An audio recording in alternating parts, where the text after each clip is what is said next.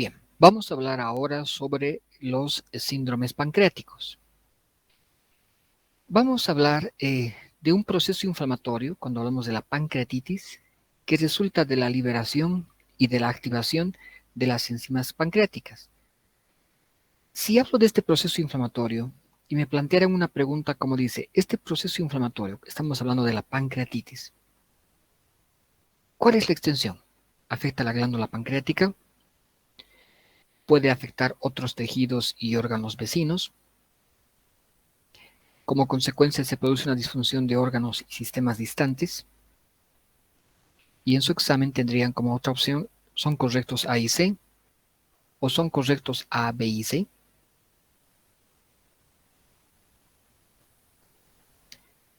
Si se ponen a pensar con lógica, en realidad todos estos elementos tienen que ver con la pancreatitis. Por lo tanto, son correctos los tres enunciados. Las pancreatitis se clasifican de la misma manera como el común denominador en la mayor parte de las patologías, en un cuadro agudo y en un cuadro crónico.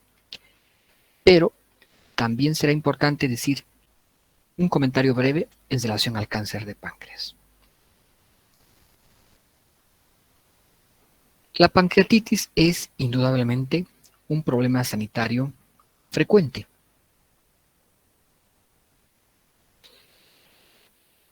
En los países con mayor desarrollo supone la tercera causa de ingreso a las unidades de gastroenterología y representa la quinta causa de muerte por enfermedades no malignas. Por lo tanto, realmente es un problema importante para estudiar y con toda seguridad van a encontrar este temario en sus diferentes exámenes, en sus procesos de evaluación.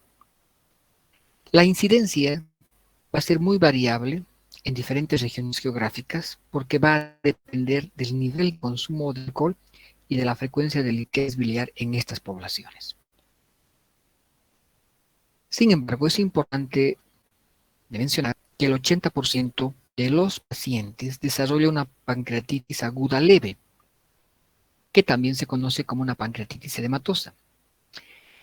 Sin embargo, un 20% se complica y de esta forma se conoce como necrohemorrágica, teniendo una importante morbilidad y mortalidad en este subgrupo. Entonces, un elemento clave que se debe recordar es que el 80% es una pancreatitis leve. La tasa de mortalidad es baja y se ha mantenido así por mucho tiempo. Cuando hablamos de la etiología, básicamente hablamos de aspectos directos y de aspectos indirectos. Los aspectos directos, como causa de la pancreatitis, básicamente hablan de procesos traumáticos o de un trauma que se genera como un proceso quirúrgico o como un proceso diagnóstico que de alguna manera tiene que ver con la lesión hepática. Las causas indirectas más frecuentes están relacionadas con la litiasis de la vía biliar, que es la causa más frecuente con el 45% de los casos, o la ingestión crónica de alcohol. Existen otras causas como las alteraciones metabólicas, donde tiene importancia la hipertrigliceridemia y la hipercalcemia. Muchos fármacos, dos de los más importantes, un anticonvulsivante como el ácido valproico y un antipirético que se trabaja muy frecuentemente como el paracetamol. Las infecciones por virus, por bacterias y por parásitos son otra causa importante de las pancreatitis. También las enfermedades del tejido conectivo y las malformaciones congénitas. Cuando hablamos de la fisiopatología en general, podríamos resumir que la explicación que genera la pancreatitis se han limitado a dos grandes grupos. Aquellas que hablan que la obstrucción del conducto pancreático o reflujo biliar es el elemento central. El otro grupo que considera que en realidad se trata de una autodigestión pancreática. En el primer aspecto hay que reconocer que los ácidos biliares a concentraciones normales poseen un efecto destructivo sobre las paredes acinales. Y la bilis tiene una acción citotóxica demostrada. Cuando hablamos de una autodigestión pancreática, estamos hablando de una activación inapropiada de las enzimas pancreáticas por factores desencadenantes. Los factores desencadenantes, como hemos mencionado, pueden ser múltiples, directos, indirectos. Dentro de los indirectos hemos mencionado diferentes causas. Lo cierto es que el evento central como común denominador es la activación de la tripsina, la cual desencadena una serie de reacciones en cadena que activan otras enzimas, la tripsina, la elastasa, la fosfolipasa, y esta activación y las lesiones que producen explican la hipovolemia y el shock. Entonces, podríamos decir como otro evento importante que esta activación de esta cadena de enzimas va a ocasionar una reacción inflamatoria de tipo Th1. En ambos casos,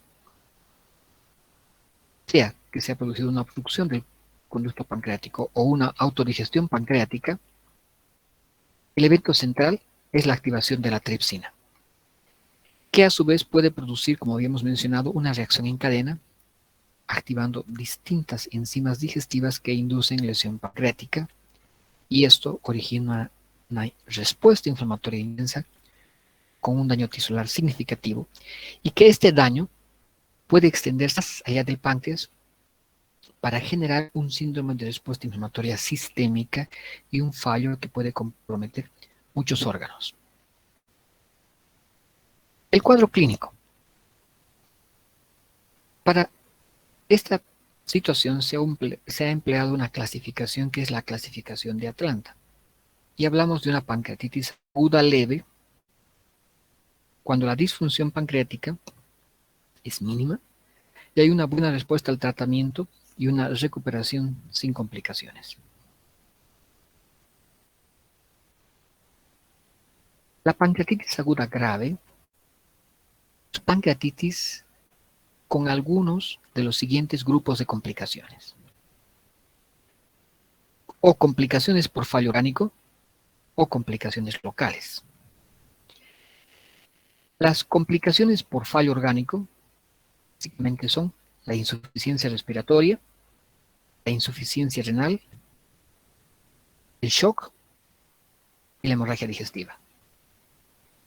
Insuficiencia respiratoria, insuficiencia renal, shock y hemorragia digestiva. Estas son las complicaciones por falla orgánica.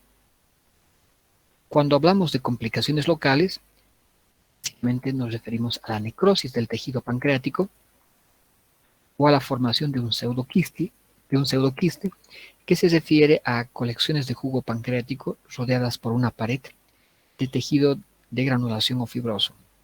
Por eso es que se consideran como pseudoquistes.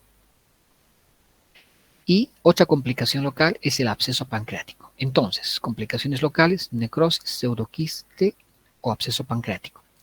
Estas complicaciones locales o las complicaciones por fallo orgánico, como hemos mencionado, son componentes de una pancreatitis aguda grave y debe cursar con algunos de este grupo de complicaciones. Bien.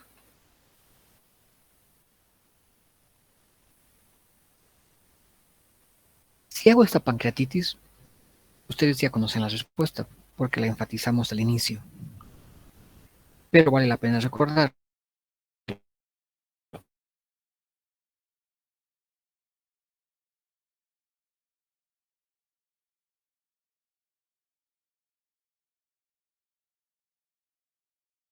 ¿Y cómo se conoce la forma de presentación clínica más frecuente?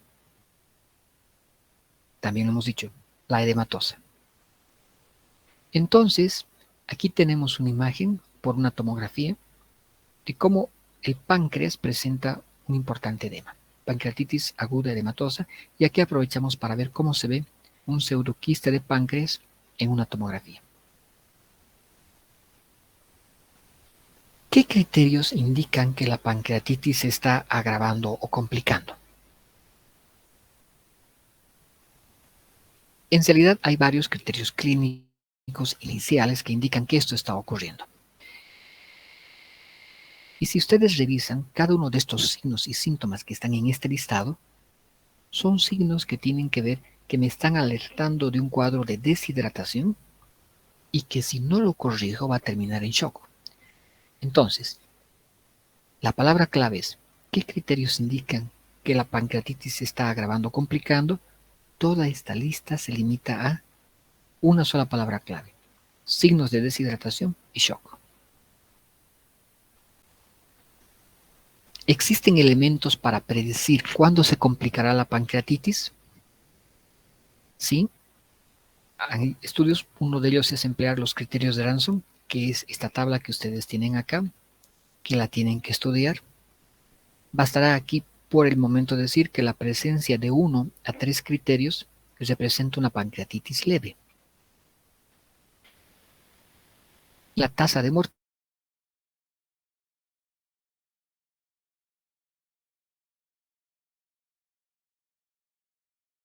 aumenta de manera significativa con 4 o más criterios de esta tabla. Ahora vamos a utilizar un par de estrategias de aprendizaje. Es esta, la triada de la pancreatitis. Esta triada viene de dolor, don vómito, es la triada de la pancreatitis. Dolor, las náuseas y los vómitos. Y necesariamente tenemos que conocer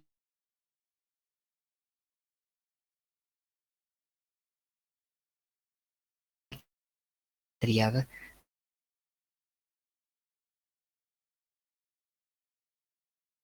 para identificar mejor el cuadro. El dolor. El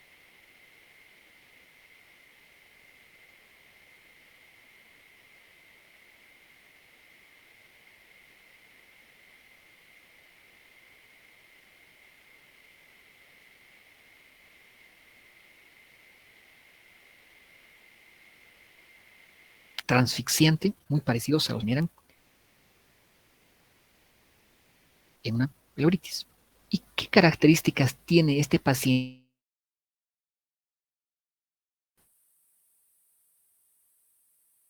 Este paciente se encontraba sano, pero de exceso de alcohol.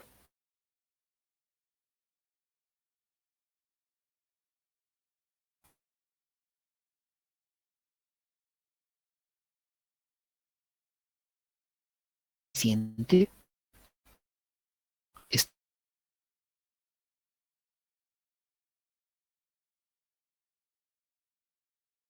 sentada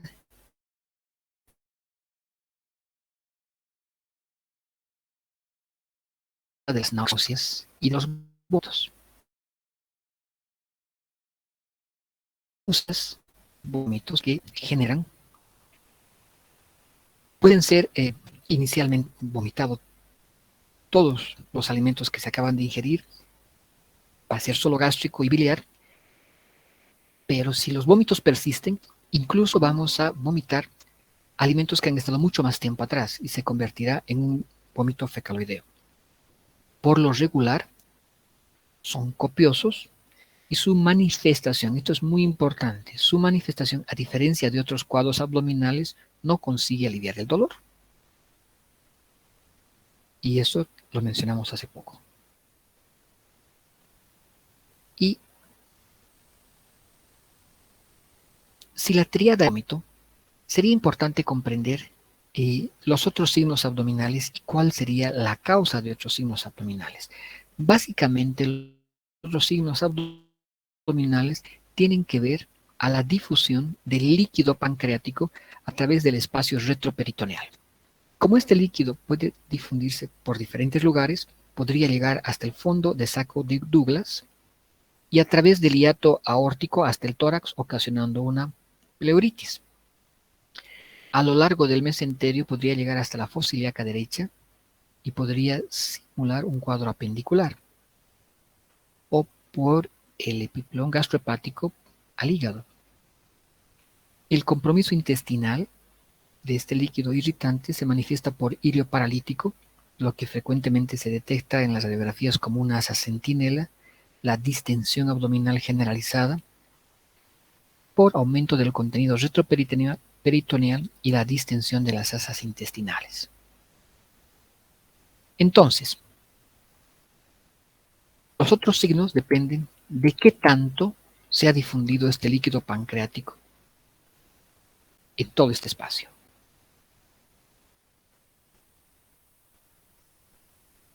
Y si es que hay una hemorragia, ¿cómo se manifiesta una hemorragia retroperitoneal?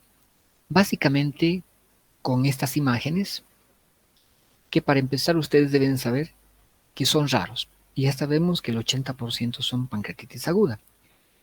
Entonces, si estamos hablando de una hemorragia, ya estamos hablando de un cuadro grave. Entonces, estos casos raros y muy graves se evidencian básicamente por estas dos imágenes. Equimosis a nivel del ombligo, que se llama el signo de Halsted-Cullen, y la equimosis de los flancos, que se llama signo de Grey-Turner, que lo estudiarán con toda seguridad con mayor detalle en semiología. Bien, la pancreatitis puede presentar una falla multiorgánica. En 20% de pancreatitis a los casos graves, en que la disfunción pancreática activada supera los márgenes de la glándula. Este líquido que hemos mostrado que se va moviendo por todo lado puede causar alteraciones sistémicas extrapancreáticas muy importantes. Estas alteraciones sistémicas extrapancreáticas pueden alterar prácticamente casi todos los sistemas. Por lo tanto, si utilizo esta imagen del cuerpo humano para recordar, podría, como estrategia de aprendizaje, recordarlas de arriba hacia abajo, recordando que puede afectar todos los sistemas. Por ejemplo, en el sistema nervioso central, confusión, desorientación y coma. A nivel pulmonar, pleuritis, atelectasia, síndrome de distrés respiratorio. Cardíacas, hipotensión arterial, shock, cambios en el electrocardiograma, arritmias. Gastrointestinales como peritonitis e ilio. Podríamos poner cuadros hematológicos en una pancreatitis grave, una coagulación intravascular diseminada, trombosis, tromboembolismo y alteraciones metabólicas como la hipocalcemia y la hiperglucemia. Hipocalcemia, hiperglucemia. Ahora bien, desde un punto de vista clínico, ¿qué me indica el comienzo de una pancreatitis aguda hemorrágica? Y hemos dicho que esto es raro y que es grave y hemos dicho los dos signos clásicos. Pero desde un punto de vista clínico, ¿qué marca o señala el comienzo de esta pancreatitis? El drama pancreático de Dieulafoy. Este aspecto se caracteriza por la aparición brusca de síntomas muy alarmantes. Por eso se llama drama pancreático de Dieulafoy. Y son los siguientes: intenso y persistente dolor epigástrico, vómitos repetitivos y meteorismo. Shock. Estos son los 4 componentes del drama pancreático de Dieulafoy. ¿Cómo se hace el diagnóstico? Por parámetros clínicos y con el apoyo de exámenes complementarios. Los parámetros clínicos, una buena anamnesis y un importante examen físico. El apoyo de exámenes complementarios va a utilizar exámenes complementarios de primera línea y aumentando en complejidad a medida que necesite mayor información. Hemograma, químicas sanguíneas, estudio por imágenes. ¿Cuáles son las enzimas más útiles para el diagnóstico? Esta es una pregunta central en esta patología. Y básicamente la amilasa y la lipasa. Ustedes notarán que la lipasa está con negrillas porque esta es la más importante, pero necesitamos conocer las características de una y de otra. Empecemos por la primera, la amilasa. La amilasa sérica debe elevarse rápidamente y lo va a hacer en 3 o más veces su nivel normal para considerar que esta es una pancreatitis. Una elevación rápida y en 3 o más veces su nivel normal. La amilasa es positiva a los 60 minutos del inicio del cuadro para disminuir sus valores a partir del tercer día cuando comienza su aumento en la orina y vamos a encontrar esta vez amilasuria. Esta elevación de la amilasa, que debe ser rápida y que debe estar 3 o más veces su nivel, ¿está relacionado con la gravedad del cuadro? Quiere decir, mientras más alto, más grave. La respuesta es no. Pero, fíjense con esta otra situación. Sin embargo, su elevación persistente indica complicaciones, como el quiste pancreático, este líquido que se está moviendo por toda la cavidad peritoneal y la necrosis pancreática. ¿La amilasa se eleva solo en la pancreatitis? No. Puede elevarse en otras condiciones, como úlcera perforada, colecistitis aguda y otras más. La lipasa, que es la segunda enzima, permanece elevada por más tiempo y esta es la determinación de elección, si es que está disponible. Esta es la enzima fundamental para diagnosticar pancreatitis. Si bien voy a ver amilasa y lipasa, la lipasa es la más importante por estas razones. Tiene mayor sensibilidad y mayor especificidad que la amilasa. Por ejemplo, del día 0 a 1 de inicio de los síntomas de la pancreatitis, la lipasa sérica, tiene una sensibilidad cercana al 100% en comparación con el 95% para la amilasa. En el día 2 a 3, después de iniciar la pancreatitis, presenta una sensibilidad del 85%. La especificidad de la lipasa es del 82% frente al 68% por la amilasa. Recuerden que también se eleva en otras patologías. El hallazgo de niveles altos de lipasa y amilasa en el líquido peritoneal también es útil para establecer el diagnóstico. Por lo tanto, puedo buscar estas enzimas en el líquido peritoneal. ¿Qué otros exámenes complementarios son importantes? Fundamentalmente hay que buscar aumentos y hay que buscar disminuciones. Aumentos, por ejemplo, ¿cuáles? Leucocitos, bilirrubina directa, fosfatasa alcalina, transaminasas, lactato deshidrogenasa, triglicéridos, urea creatinina y glucemia. Esta última porque sugiere un gran compromiso necrótico de la glándula. ¿Y cuáles indicarían disminución? Y esta disminución sugerente de pancreatitis, hipoxemia, disminución de la hemoglobina, disminución del hematocrito e hipocalcemia. Esta disminución se va a presentar posteriormente. Los estudios por imágenes ciertamente son importantes. La ecografía es uno de los estudios más usados en la pancreatitis y es de elección para descartar litiasis vesicular como se ve en esta imagen. La radiología es útil para mostrar el compromiso pulmonar. No se olviden que puede ser en sus formas graves multisistémica, donde se puede ver, como en este caso, un derrame pleural, o en este otro caso se podría ver una telectasia, donde vemos cómo la tráquea se ha desviado hacia el lado atelectasiado. Bien. ¿Y la tomografía está indicada en la evaluación inicial? La respuesta es no, no está indicada en la evaluación inicial de la enfermedad, sino solo cuando hay dudas diagnósticas para descartar otras causas intraabdominales. Entonces, ¿cuál es la indicación de la tomografía si no está indicada en la evaluación inicial? Falla orgánica persistente, signos de sepsis y evaluación de complicaciones locales entre 48 a 72 horas después de la aparición de los síntomas. Y el deterioro del estado clínico luego de 6 a 10 días de internación. La tomografía, por supuesto, es muy útil. Aquí podemos ver cómo se ve normalmente el páncreas. Incluso vemos estas flechitas que ustedes ven acá. Están mostrando el contorno pancreático bastante bien definido. Fíjense ustedes cómo el páncreas ha perdido su estructura y presenta en este caso un aumento de su tamaño, de esta flecha, al momento sin alteraciones en el tejido circundante. Las imágenes que se ven se clasifican con grados. ¿Cuál es la terapéutica? Pues variará de acuerdo a la extensión del problema. Pero básicamente, en general, hay. La fluidoterapia es fundamental, el manejo de la hidratación, la analgesia y el soporte nutricional.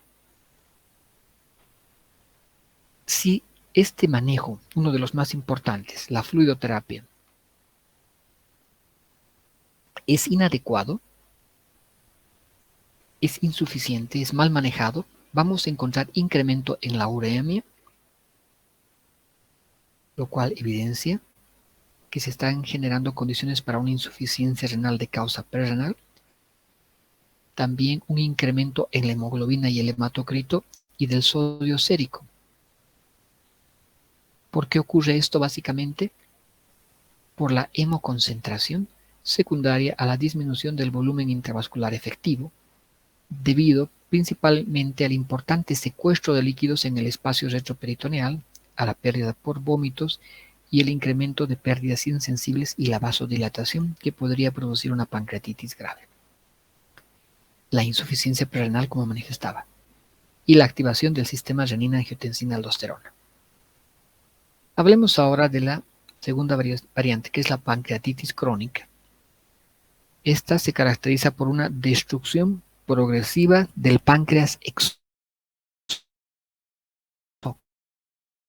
y en las fases posteriores la destrucción del páncreas endocrino.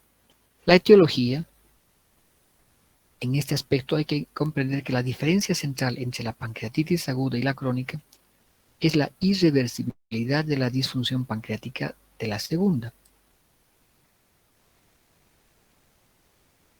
Por lo tanto, las causas que pueden condicionar una pancreatitis aguda que no responden al tratamiento y que se grave podrían terminar en una pancreatitis crónica. La clínica inicialmente es similar a la pancreatitis aguda, pero cuando hablamos ya de un proceso crónico hay menor severidad en la signo-sintomatología, pero hay episodios repetitivos. Los criterios para el diagnóstico son los clínicos y la identificación de complicaciones. Los clínicos, dolor, ataques recurrentes de pancreatitis, esteatorrea, diabetes. Complicaciones, procesos obstructivos, procesos relacionados con la presencia de pseudoquistes, hemorragias, fístulas.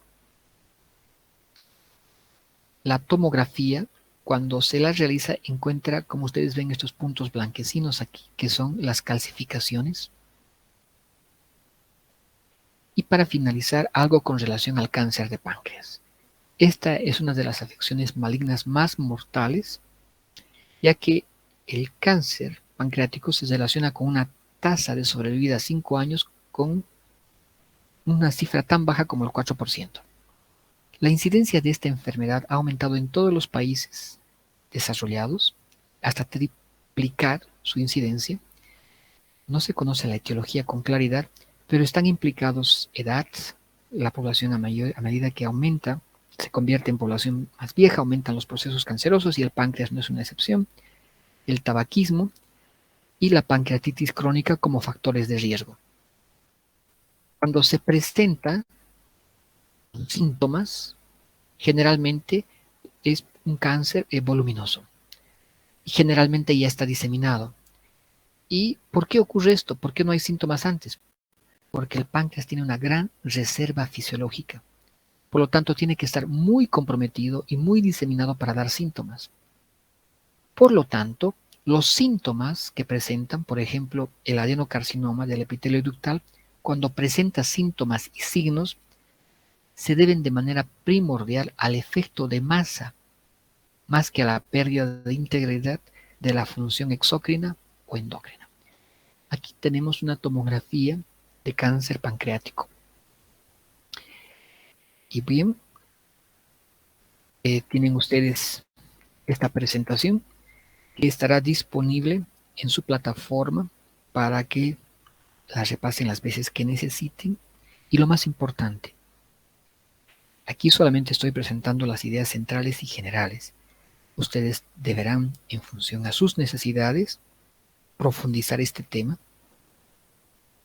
para aprender esta importante patología que hemos dicho que es una de las más frecuentes. Muy bien, muchas gracias por su atención.